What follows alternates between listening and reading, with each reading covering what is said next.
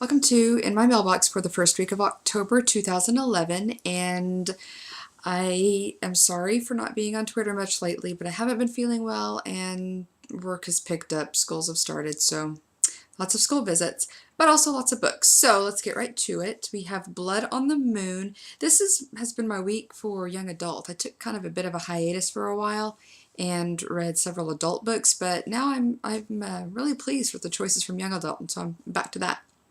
Blood on the Moon by Jennifer Knight. It's a young adult paranormal, and it's set in the high end of the young adult college age. And this has werewolves and vampires. There's love and mystery and danger. Um, it's basically was touted as fans of Twilight and Hunger Games may be interested in this series. So we're going to give that a shot. Brightest Kind of Darkness by P.T. Michelle. I believe that's correct.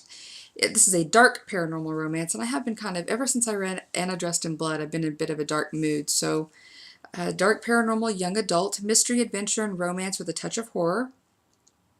The main character, she dreams of events that happen the following day, and typically she doesn't try to tempt fate and gives in or tries to change things, but she ends up seeing something that she can't ignore. She does try to change things. Her sight ends up fading, and people at her school start getting injured at an unusually alarming rate. And so the plot around that is trying to figure out what's going on and how to stop future events from happening, and or this whole cascade of things that have gone into play. Something So Right by Elise Mady, M-A-D-Y. This is an adult, actually, and it's on a Kismet book tour that's coming up this month.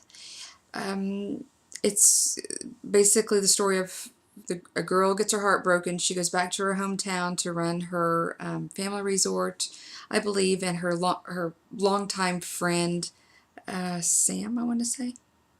Her longtime friend has grown up into quite a bit of a hottie, and so it's a chick lit romance type book of the two of them, and will she risk getting her heart broken again? That kind of story.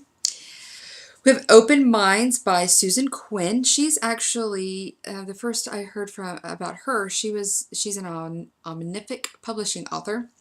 It was a young adult called Life, Liberty, and Pursuit. This is, she's actually self-publishing. She's chosen to self-publish this book, and it's a paranormal young adult. And it's a society of mind readers, and if you're not a mind reader or your mind can't be read, then you're a bit of an outcast. It's something odd because I guess it produces a paranoid society if you're used to being able to read someone's mind and vice versa, and you can't. And the people that you can't are called zeros. And the main character is a zero. She can't read minds. She can't be read. Her best friend, who she's also secretly in love with, some event happens with him that almost kills him.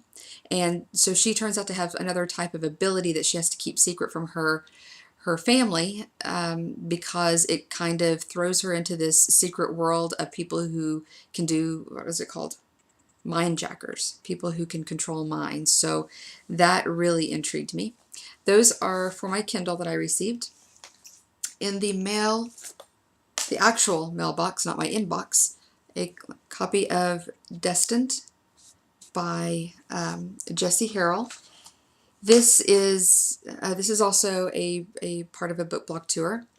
Basically, it's based off of mythology, Greek mythology. When Psyche receives a prophecy gone horribly wrong, she learns even the most beautiful girl in Greece can have a hideous future.